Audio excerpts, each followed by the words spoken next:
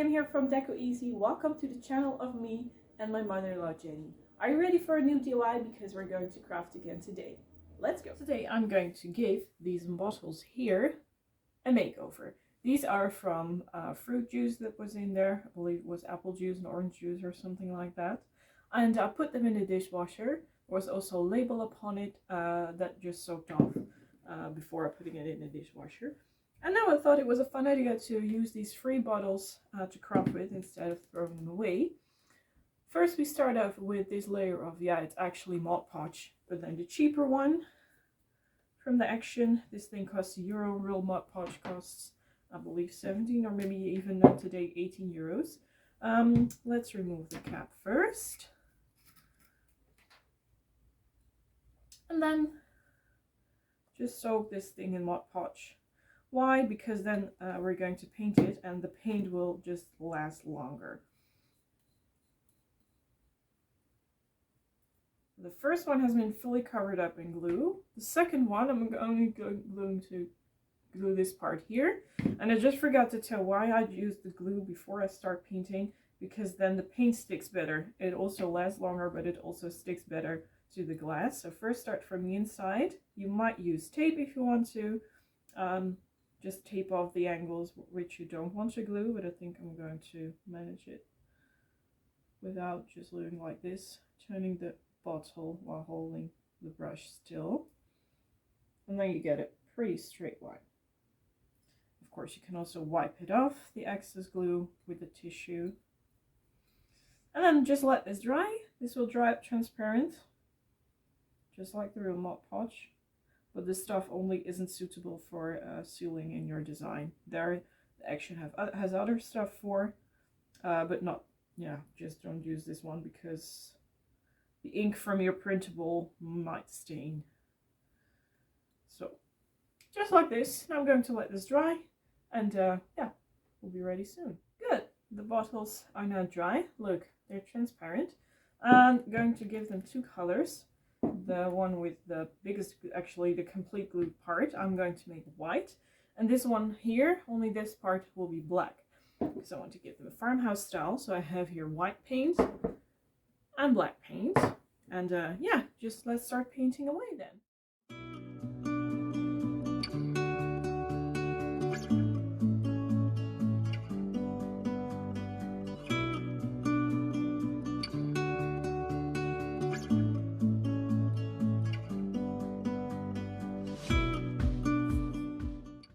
White bottle is done. Let's move over to the black one. If you want to have a really straight, border between the black paint and the glass, then I suggest you're using tape. But I'm not going to paint up until the complete part of the, the border, because I think I'm going to add a little, what shall I use? A ribbon or maybe a piece of twine up there. And this is why we just added the glue. Painting goes much easier now. There will be no dripping paint or anything. Everything just stays in a place where it should be. I made some printables, just found some free labels online and used Word to put words in it. I printed small and large ones to see what would fit, but now I'm looking at it. I think it's going to be these. Otherwise they're too big. Okay, time to cut them out. And then we can just glue them upon the bottles. So these can go away. We're going to use these ones here.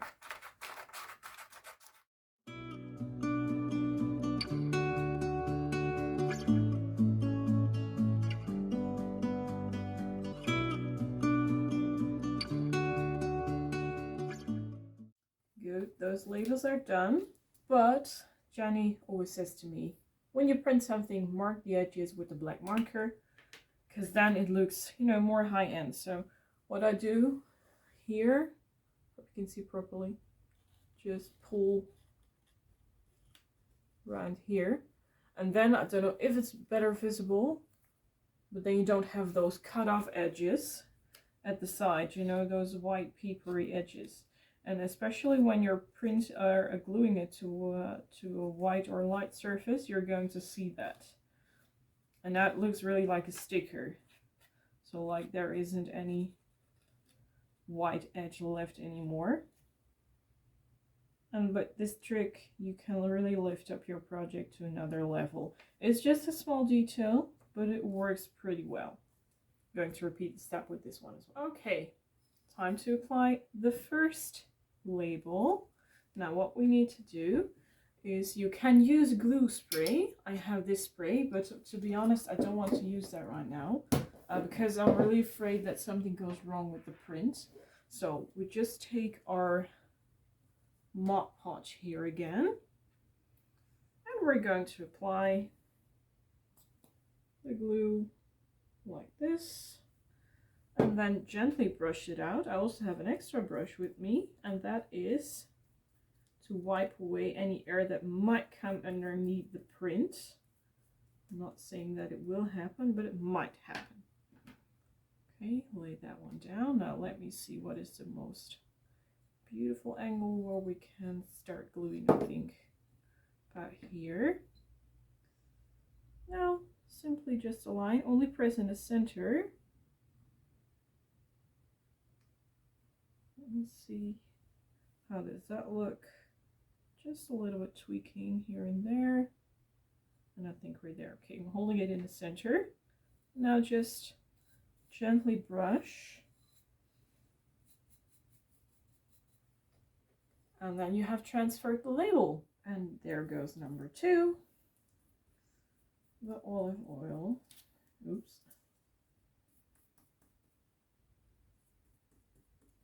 Okay, now lay down you. I'm going to put them beside each other, so hopefully know a little bit how high or low this label needs to go. Think about this is nice. Let me check. A little bit will work, but not too much. I think this will be it. Yep, perfect. Okay, and then just gently brush.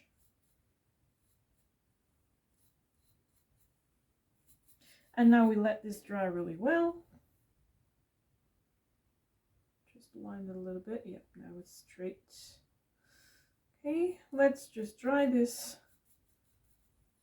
Here's the olive oil. And in the meantime, I think I'm going to start building with Jenga blocks here. They're just blank Jenga blocks, and I'm going to make, you know, some sort of tree where these things can go, because I want them to be in my kitchen, and I thought it was really nice to spice up the kitchen with some free decor. Okay, let's go. Well, you're back, and I'm back as well.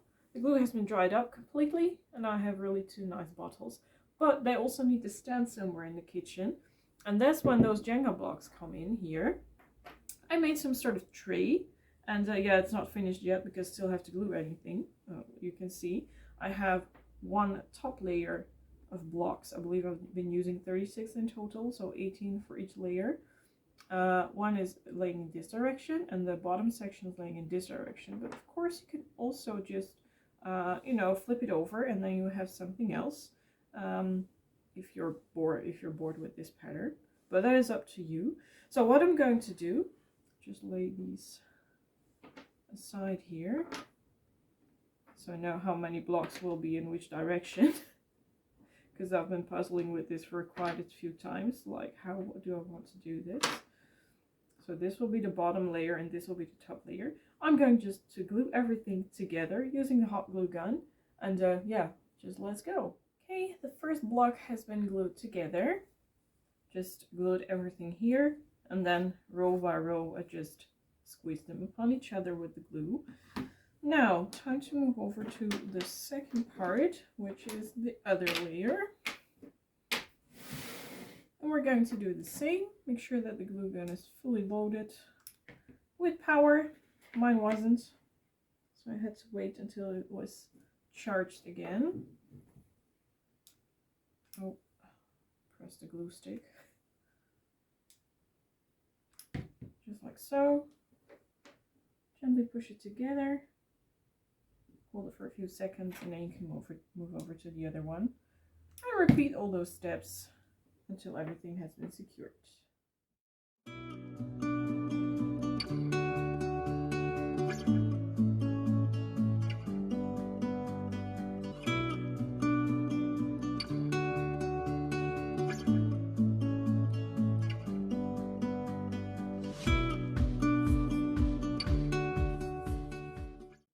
To put these two together. Now this is the most trickiest thing. I'll let it cool down before doing this. So hopefully, yes, there we are. Okay. Oh, there was a glue stick. I thought, why isn't it fitting? But there was a dot of glue. Now just let me glue here in the edges 4 dots. 1, 2, 3, 4, and then I'm doing it on the flat surface of the table, otherwise I'm afraid that I'm doing it wrong.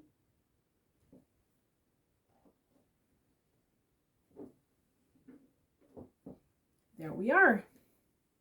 The base for your, actually it's some sort of razor for the bottles here.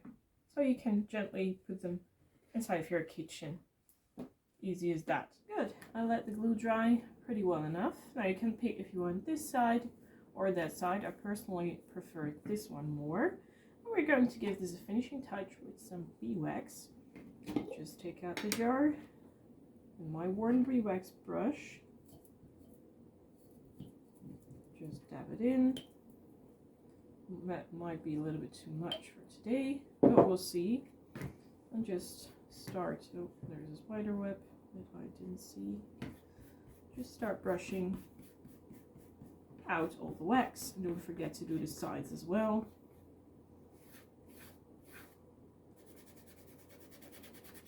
Just pressing it down like this works best for me.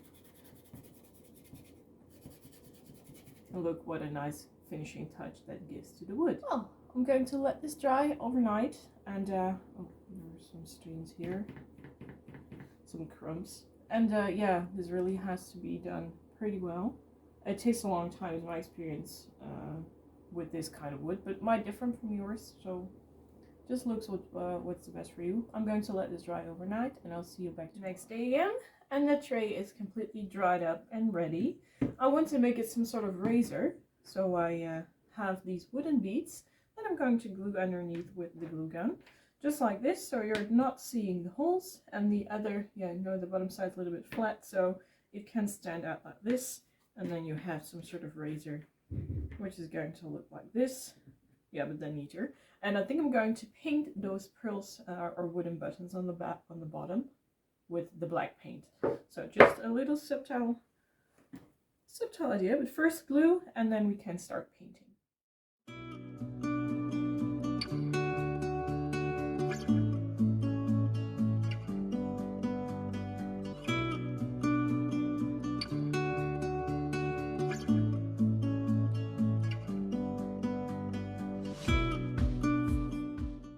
Good. Now the parts of this thing are painted, but I actually think I'm going to paint the whole bottom part black just to protect the wood, and yeah, it looks a little bit more high-end. But you can also, of course, also beeswax it. That is totally up to you what you're going to do with your project, but I choose just to make it black. So that's what I'm going to do now. While it's drying, we can craft further on the bottles. To be honest, this looks much better and high-end. Okay, I'm going to let this dry for here because I put the caps back on, and yeah, I'm in doubt if I want to make them black or that I should just put some kind of, I have this here, some sort of mesh on top of it. No, I think I'm first going to paint them black because you now also see the letters, oh, this thing keeps falling down, look, the letters from the due date of the products, and that's not what we want to see. So I'm taking out the black paint again, and then we first start painting those caps. Now let me see if I can still open them up a little bit more without ruining the whole paint. Yes, that works. Not too loose, but now if you might put some paint upon the bottle, then it isn't a big deal because you're going to screw over it. So let's paint these, put them back on when they're dry, and then we can craft further. Okay, we're almost there. The tray is ready. This is the bottom side with the knobs here. So this one can stand. The caps are turned completely black now, so that is done as well. I also want to finish it off with a little bit of twine, and I think only upon, upon this one here. So the one I want to do, determine where the back is, and glue a little bit, and just wrap some twine around it. Just a simple little bit of twine to make a nice and clean, because that's what I do it for, border between the black paint and the glass part. Just press and hold. I'm going to do the same thing with the bottom line as well. So now I have a clean and nice edge, and just cut off the back part and repeat the step again on the bottom side. All of our bottles done, and this one has been done too. I'll just put a little bit of twine around it so they are a nice set together. The only thing that I want to cover up is those caps here at the top section. So I painted them black, and I also have some kind of, what is it, mesh ribbon actually here. It is quite small, but I'm really curious if it looks nice if you put it on top of, like this, and then wrap some twine around it. Something like this. Does that look cool? Well, not in the way as I did it now. Maybe with some multiple. Yeah, I have to figure out how I want to do it differently, but not just those two caps at least. Yeah. I'm done with the olive oil bottle. What I did, let me show you at the back of my hand on top. I just wrapped around the mesh randomly like this, and in the back I just glued some twine around it. Now you have this.